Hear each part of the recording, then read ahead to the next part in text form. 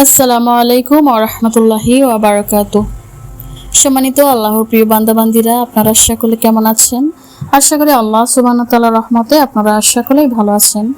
আমিও ভালো আছি আলহামদুলিল্লাহ। আজকে একটি গুরুত্বপূর্ণ বিষয় নিয়ে আলোচনা করব। বিষয়টা হচ্ছে যে শুধুমাত্র বদনজর হাসাদের কারণে মানুষের শরীরে শয়তানের আসর হয়। সেটা কিভাবে হয়? যেমন ধরেন, দুনিয়াতে অনেক ধরনের প্রাণী আছে, হাঁস, মুরগি, গরু, ছাগল, মানুষ। এই সমস্ত যে প্রাণী রয়েছে, প্রত্যেকটা প্রাণীর কিন্তু আলাদা আলাদা বৈশিষ্ট্য থাকে। হ্যাঁ, তো সেরকম জিনও একজন মানুষের উপর লাগা বদনজরের প্রভাব তার চোখে কিন্তু দৃশ্যমান থাকে। সাধারণত বদনজরের কারণে জিন শয়তানের আসর হয়। এদের কিন্তু শরীরে প্রচুর পরিমাণের বদনজর বা হিংসা জমা হয়। এখন সে যদি 5 ওয়াক্ত সালাত আদায় না করে বা বড় গুনাহ থেকে বেঁচে না থাকে বা জিকির আজকার যদি না করে, এবং তার মধ্যে যদি কোনো একটা ট্যালেন্ট থাকে, যেমন সে পড়াশোনায় ভালো বা সে দেখতে সুন্দর বা তার চুল আছে সুন্দর, এরকম কিছু একটা থাকে, এরকম মানুষদের শরীরে কিন্তু বদনজর জমা হয়। এবং এটা জমা হতে হতে বদনজরটা জমা হয়ে হয়ে হাসাদের পর্যায়ে চলে যায়। অ্যান্ড তখন কি হয়?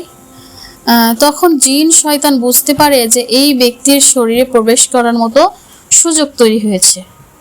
তখন জিন শয়তান আশেপাশে এসে আরো বেশি হাসাদ মানে হিংসাত্মক বদনজর দিতে থাকে। এভাবে শয়তান ভয়, তারপরে রাগ, হতাশা, এরকম একটা পরিস্থিতি তৈরি করে এবং এরপরে সে কি করে? ওই ব্যক্তির শরীরের মধ্যে প্রবেশ করে। এবং এই ধরনের জিনের আসরকে বলা হয় আইনে হাসাদের কারণে আসা জিন। তো এই ধরনের জিনগুলো নিজেরাই কিন্তু জাদুকর হয়ে থাকে। এরা কিন্তু জাদু করে, কালা জাদু করে, হ্যাঁ, এবং মানুষের ক্ষতি করে। তো এই ধরনের যে জিনগুলো আছে, এদের উদ্দেশ্য কি? এদের উদ্দেশ্য হচ্ছে যে আপনার উপর মানুষের থেকে যে অনবরত যে বদনজর বা হাসাদ লেগেছে, সেগুলোকে আরো বাস্তবায়ন করা। তো যদি আপনি পড়াশোনায় ভালো থাকেন, তখন কি হবে? যে আপনার পড়াশোনাটা আর ভালো হবে না। আপনি যদি দেখতে খুব সুন্দর হয়ে থাকেন, আস্তে আস্তে আপনার সৌন্দর্য কমে আসবে বা আপনাকে রোগ ব্যাধি আক্রমণ করবে, বা আপনার যদি ব্যবসায় উন্নতি হয়, সেই উন্নতি থেকে আপনি সেই উন্নতি থেকে আস্তে আস্তে আপনার অবনতি হবে। ঠিক আছে, এইগুলা হয়ে থাকে। তো এইগুলা যখন হবে, হ্যাঁ, তো এই আইনে হাসাদের কারণে আসা শয়তান আপনার এইগুলা কি করবে? আস্তে আস্তে বৃদ্ধি করবে, আরো সমস্যা তৈরি করবে। এবং সে আপনার শরীরে থাকতে থাকতে সে আপনার ওই আশিক জিনের বৈশিষ্ট্য দেখা যাবে। তো এইগুলা থেকে যদি আপনি বেরিয়ে না আসেন, আপনি যদি বদনজর লাগার পর যদি আপনি রুকাইয়া না করেন বা আল্লাহর যে ফরজ ইবাদত আছে সেগুলো যদি আপনি না করেন, তখন কি হবে? আপনি অটোমেটিকলি জিন শয়তানের টার্গেটে চলে আসবেন। এবং জিন শয়তান তখন নিজেই বদনজর আরো বেশি দিতে থাকবে এবং আপনার শরীরে আসর করার মতো পরিস্থিতি তৈরি করবে। এবং শরীরে ঢুকে পড়ার পরে সে আপনাকে শিহরের গিট, হুসুন, হাসাদের গিট, এগুলো আপনার শরীরের মধ্যে তৈরি করবে এবং আপনার যে বিষয়ে বেশি বদনজরটা লেগেছে ওই বিষয়ে আরো সমস্যা তৈরি করবে। তো আশা করি বুঝতে পারছেন যে এই জিনিসটা হলে পরে আপনাদের কতটা পরিমাণ ক্ষতি হতে পারে। তো আপনাদের কাছে